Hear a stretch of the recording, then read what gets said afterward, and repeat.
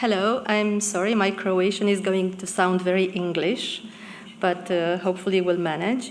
I will begin by maybe explaining my presence here, and well, it started, I think, in a conversation that Ana Șverco and Maruša Zorec were having in Timișoara a year and a half ago, when they were part of the jury of an international design competition that I had written the brief for. And Maruša was observing and had an interesting comment that we all tend to look westwards when trying to craft our profession, but there are a lot of things that we can learn from each other, looking more in the region as well. And so what Ana and I did was to check the architectural councils of Europe statistics and their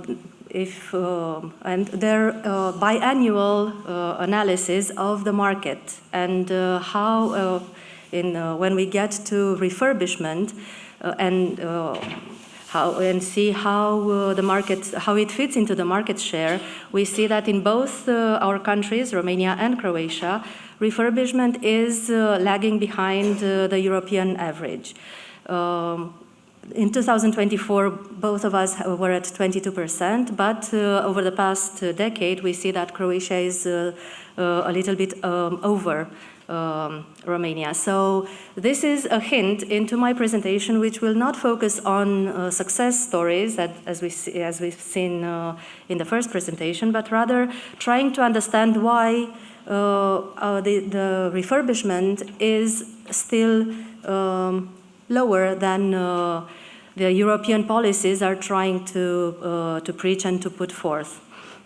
And so I'm coming towards this from three hats, in addition to teaching at the university in Mincu in Bucharest, but also working as a heritage director with the National Museum of Contemporary Art, and also with an association for urban transition, trying to put forth new collaboration models among the different sectors in society, trying to deal integrated with the complex issues of the transformation of urban spaces, and also collaborating with the Order of Architects on several projects, as the design competition I mentioned before, but also dealing with housing issues, and also now with the issues of recovery and reconstruction in Ukraine. So I will now put my first hat on, the first professional hat, as the Heritage Director of the National Museum of Contemporary Art, which is in maybe the most paradoxically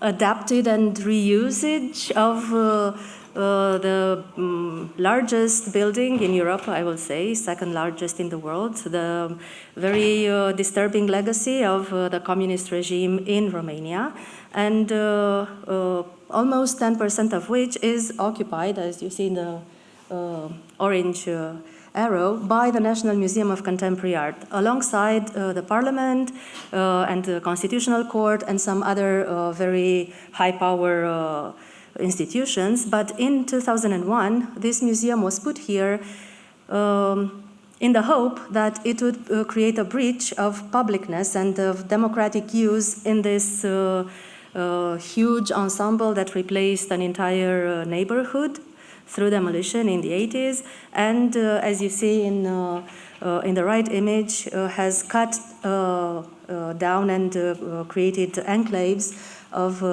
much larger area, almost the size of Venice, just so that you have an idea of the demolitions in the 80s. And so the National Museum of Contemporary Art was open, and just as an anecdote, right now we are hosting an exhibition from the National Museum of Modern Art of Croatia that was beautifully curated by its director, Branko Franceschi. and was open in the presence of the Croatian ambassador, and it's still now ongoing. But we also have another venue, which was the staple or the main point of the arts, visual and music, throughout the 20th century, which is the Dales Hall, Dales from the name of the family that donated the money and the land for the building to be built through a competition organized in 29 by the Romanian Academy, and which was won by an architect that had only done restoration works until then. This is actually the first new architecture building that he's built. And on the left, you can see the building at its highest, and on the right, you can see it as it is now, waiting for some, at this point, I would say, miracle to happen. Just a brief overview. On the left, it's the first stage of the building, which was built in between 29 and 32 by the Romanian Academy, so between the two wars, when the society in Romania was looking very differently from what it looked like in the second half of the 20th century. And on the right, you see the new building that was, the block of flats that was built in front of it after its nationalization in 48, thus completing the much dreamt image of the modernist boulevard of Magheru, which is actually 100 years process in the making. What happened, because it was during communism and property was of course not an issue because everything belonged to the state, and this actually builds towards a first barrier that I'm going to address in refurbishing the existing building stock. The property lines and were blurred, and they also didn't quite follow the logic of the two buildings, but created a new logic. Okay. So the behind you see the old building, and in the front the blocks of flats. But the red line divided the existing and the new ensemble between the Ministry of Culture on the left and the City Hall of Bucharest on the right. So the exhibition spaces to the Ministry of Culture, and the concert hall on the right to the City Hall of Bucharest. And this situation has persisted all the way until 1990, when the people were able to buy their apartments. And so now we have this very complex ownership structure between the museum, the National Museum of Contemporary Art, the City Hall of Bucharest, and then all the individual ownerships of the above apartments. And at the same time, we have the Romanian Academy trying to get back its building, and in the process of retrocession of the formerly nationalized buildings. And while we spend our times in the court of law, the building, as you have seen, is degrading and waiting, firstly, to be listed as a national monument, which is not because of the trial, the ongoing juridical problem. Now, a little bit scaling out from that example, as you see here, the first phase of building the boulevard, the Modernist boulevard, and going to its later stages towards the end of the 20th century. And actually the entire boulevard is a huge reservation, we could say, of modern architecture, but it's all struggling with issues pertaining to ownership and also with technical problems. such as, given by its age and condition, and also by the very small spaces that were initially designed, which makes it almost impossible to consolidate. That would narrow spaces even further, and then it's also a lack of will and a lack of collaboration. I'm skipping a little bit. And this is particularly worrying because the boulevard is very fragile due to how the construction knowledge was before our greatest earthquake that we know in modern Romania in 1977. That already led to the destruction, the demolition of several blocks of flats. And now actually the entire boulevard with all its architecture are at a very high risk for earthquake damage. And the analysis and anthropological researches have shown that people do not want to get involved in consolidation works and in refurbishments. On the one hand, being not necessarily aware of the long-term benefits, but rather wanting to preserve the current benefits of owning high property value on the renting market at least, and also a lack of willingness to work collaboratively. When you have such a fragmented ownership, especially on the vertical, collaboration is key, and we're lagging behind that. And so what are we doing as people working now at the National Museum of Contemporary Art, trying to at least find a way to tell the story of this building, which for now doesn't seem to have that many chances of getting back into the public use.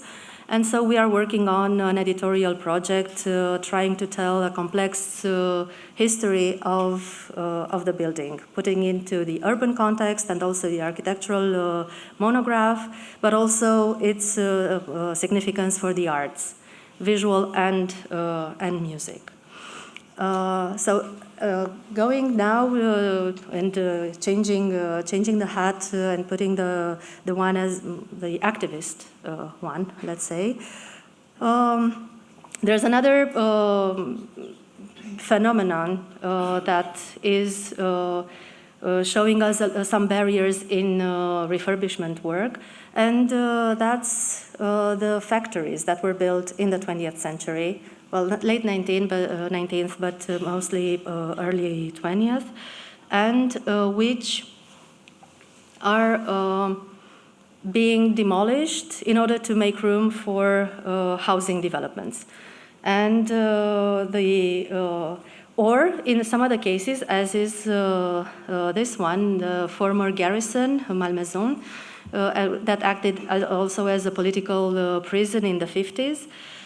And then was given to an institute of chemistry research, who is now owning the building and trying to maximize the profits by renting out spaces. But before they were able to rent spaces, rent out these, the building was, as you see in the left, unused. Some artists discovered it. They got the chance to get very low renting rent, and they refurbished it. They made it attractive and usable again, as you see on the right, and taking on spaces and creating their studios. And now the chemistry institution has a much more valuable property, so they are raising the rents by 3 times more than the contract was in 2020. And this is not an isolated story. It's artists going from factory to factory or from abandoned place to another one until that space either becomes demolished or gets new value on the renting market. Thus, the artists involuntarily becoming very good agents in raising the market value of properties and then being thrown out.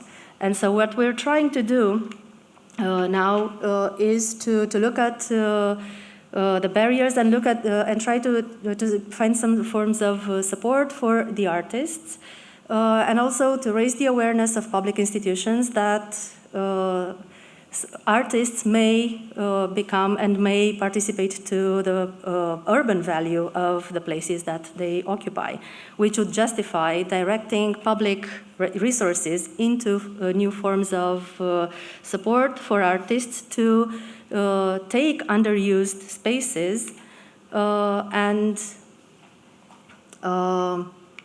and use them and turn them into cultural destinations in the city.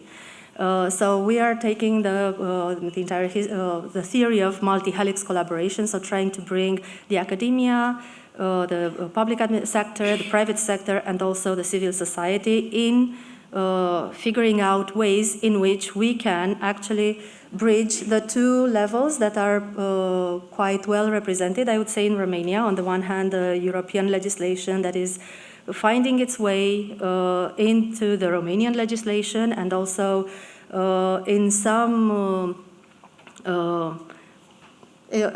isolated cases trickling down. And also we have a good awareness from the grassroots and from the bottom-up level in people getting interested and seeing the value in